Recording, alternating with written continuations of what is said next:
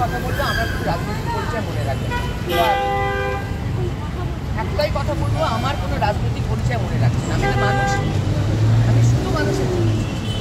ভুলে যান আমি আমার রাজনীতি ভুলে যান, রাজনীতি ঢুকতে দেবেন না। রাজনীতির কোনো লোককে এখানে ঢুকতে, যে আসবে তাকে রাজনৈতিক পরিচয়ের বাইরে যদি সে আসে তাকে মেনে নেবে।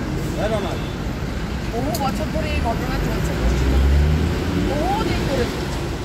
আপনারা আপনাদের বাড়িতে সার্টিফিকেটগুলো রেডি করুন, আগে যে একটা পোর্টাল খুলুন, আমাদের ছোটোবেলায় সার্টিফিকেট আছে, আমরা এই সময় এই পরীক্ষা এই পাস করেছি। একটা ফাইনাল 16 পরীক্ষাই আমাদের সকলের পরীক্ষা নয়।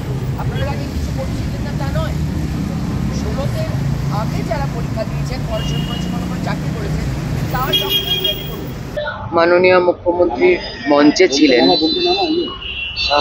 তারাও মার পেলেন, সেটা কি করে হলো জানি না। পুলিশ অনেক সিনিয়র অফিসাররা এই মঞ্চে ছিলেন, তারা ধরে ধরে চেনা চেনা মানুষগুলোকে পিটিয়ে দিলেন।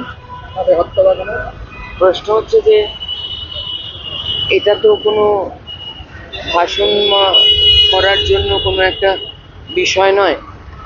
মাননীয় মুখ্যমন্ত্রীর একটা বিশাল বড় মঞ্চ ডেকে সেখানে প্রচুর মানুষকে নিয়ে অনেক কবিতার লড়াই খেললেন, ওনার লোকজনরাও অনেক কবিতা পাঠ করলেন। কিন্তু প্রশ্ন হচ্ছে যে যে মানুষগুলোর চাকরিটা চলে গেল, তাদের সলিউশন দেবার জন্য উনি কি বললেন সেটা আমি 1.5 ঘন্টা ধরে পুরোটা শুনছি। আমি কলকাতার বাইরে ছিলাম, আমি কালকে ফিরেছি, সেজন্য আপনাদের সঙ্গে দেখা হয়নি, কারোর সাথে কথা বলা হয়নি, কিন্তু আমি কোথাও ওনার কাছে কোনো সলিউশন পেলাম। প্রশ্ন হচ্ছে যে কোর্টে, সুপ্রিম কোর্টে বিরুদ্ধে জেহাদ ঘোষণা করে উনি কি বার্তা দিতে চাইলেন মানুষের কাছে? কোর্ট তো যে কোনো কোর্টই হোক, high court, supreme court, lower court, সে তো তথ্য প্রমাণ চায়।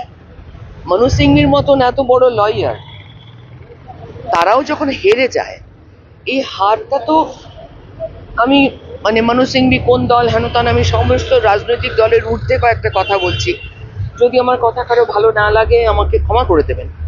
প্রশ্ন হচ্ছে এই রায় আজকে যা পেলাম আমরা, এতে তো সকলেরই হার হলো, কিন্তু কেন হলো হারটা?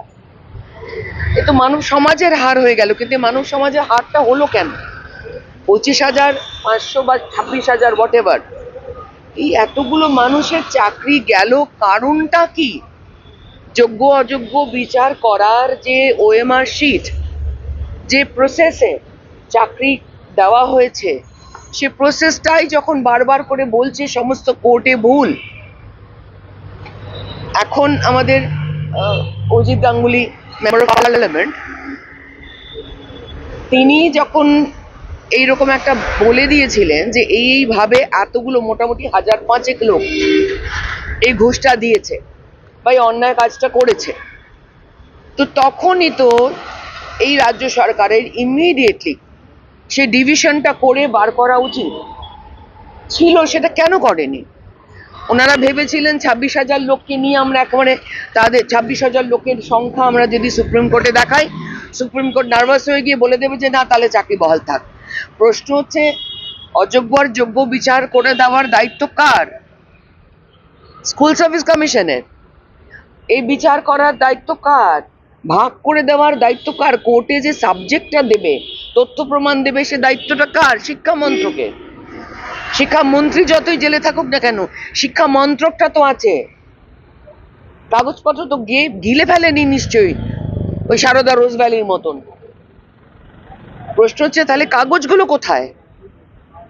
আমি কয়েকটা ছোট বুদ্ধিতে কয়েকটা সলিউশন বলতে পারি। একটা টিম ছিল, আমি ওনার সারা এত 5 দিন কেটে গেছে, আমি কোথাও কোনো সলিউশনের কোনো কিছু দেখলাম না। রিভিউ কমিটি, আবার কোর্ট। উনি কি কোথাও বললেন যে ঠিক আছে, আমি এই 3 মাস বা 6 মাস আমার যতটা সময় লাগবে আমি প্রত্যেকের মাইনে বহাল রাখবো বললেন কি? উনি ধৈর্য ধরতে বলছেন, ওনার মন্ত্রীরাও ধৈর্য ধরতে বলছেন, কিন্তু ধৈর্য ধরবার জন্য মানুষের পেটে যে কোনো চাকরি করতে গেলে আজকে একটা টাইম পিরিয়ড লাগে। আমি ধুম করে কোর্টের অর্ডারে তাদের ছাড়িয়ে দিতে হবে আমাকে। আমি যদি মাইনেটা দিতে থাকি, কন্টেম্পট অফ কোর্ট হবে না? কোর্ট কথা বলেনি যে মাইনে দেওয়া যাবে না, কন্টেম্পট অফ কোর্ট হবে না। মাননীয় মুখ্যমন্ত্রীকে এটুকু দায়িত্ব নেবেন যে 26,000 লোকের উনি সমস্ত মাইনেটা দিতে থাকবেন, কন্টিনিউ করতে থাকবেন যতক্ষণ না সলিউশনটা হবে। এটা 1 নম্বর সলিউশন। উনি সেটা ইচ্ছে করলেই করতে পারেন, ওনার হাতে আছে পুরোটা। নাম্বার 2, 2016-র আগে যারা চাকরি করতেন তারা তো তাদের একটা পে স্লিপ আছে, একটা বড় টিম আছে যারা 16-র আগেও চাকরি করতেন, সরকারি চাকরি, তাই তো? আমি গভর্নমেন্ট অনুযায়ী যাচ্ছি না, কে সিপিএম কে টিএমসি কে কংগ্রেস এসব যাচ্ছি না আমি। আমার প্রশ্ন হচ্ছে, এসব বক্তব্য বন্ধ করুন, আপনি শুধু জ্ঞান ঝাড়ছেন। প্রশ্ন হচ্ছে তাদের পুরনো পে স্লিপ দিয়ে বেরিয়ে যায় যে তারা 2016-এ একটা ইমপ্রুভমেন্টের জন্য আবার পরীক্ষায় বসেছিলেন। তো সেই একটা বড় টিম বেরিয়ে যাবে। তারা পুরনো চাকরি করতেন, তারা 2016-তে আর নতুন করে চাকরি বা নতুন করে ঘুষের প্রমাণ হলো না, তারা অলরেডি চাকরি করছিলেন, তখন তারা যোগ্য ছিলেন। একটা যোগ্যর লিস্ট একটা বেরিয়ে গেল, ছোট হলেও বেরিয়ে গেল। সেকেন্ডলি, সেই গ্রুপটার পরের একটা যে বিশাল সংখ্যার মানুষ আছে, তারা ইচ্ছে করলে উনি 3 দিনের মধ্যে একটা পোর্টাল খুলতে পারতেন, কোনো চেষ্টা করেননি। একটা পোর্টাল খুলে প্রতিটি স্টুডেন্ট যারা পরীক্ষা দিয়েছিলেন এবং প্রতিটি টিচার যারা এই বিষয় সংক্রান্ত জড়িয়ে আছেন, তাদের ছোটবেলা থেকে সমস্ত মার্কশিট যদি আপলোড করে, তাহলে এটুকু তো বোঝা যাবে যে এরা ছোটবেলা থেকে পড়াশোনা করে এসছে। একজন গোল্ড মেডেলিস্টের আমি খবর দেখলাম, তো সে তো আজকে নতুন করে গোল্ড মেডেল, এতগুলো মানুষের কি করে আমরা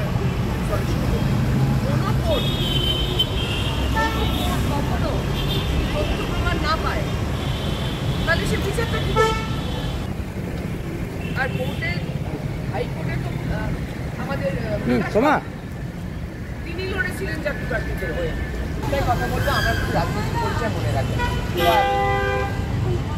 একটাই কথা বলবো, আমার কোনো রাজনৈতিক পরিচয় মনে রাখবেন। আমি তো মানুষ, আমি শুধু মানুষের ভুলে যান, আমি আমার রাজনীতি ভুলে যান, রাজনীতি ঢুকতে দেবেন না। রাজনীতির কোনো লোককে এখানে ঢুকতে, যে আসবে তাকে রাজনৈতিক পরিচয়ের বাইরে যদি সে আসে তাকে মেনে নেবে।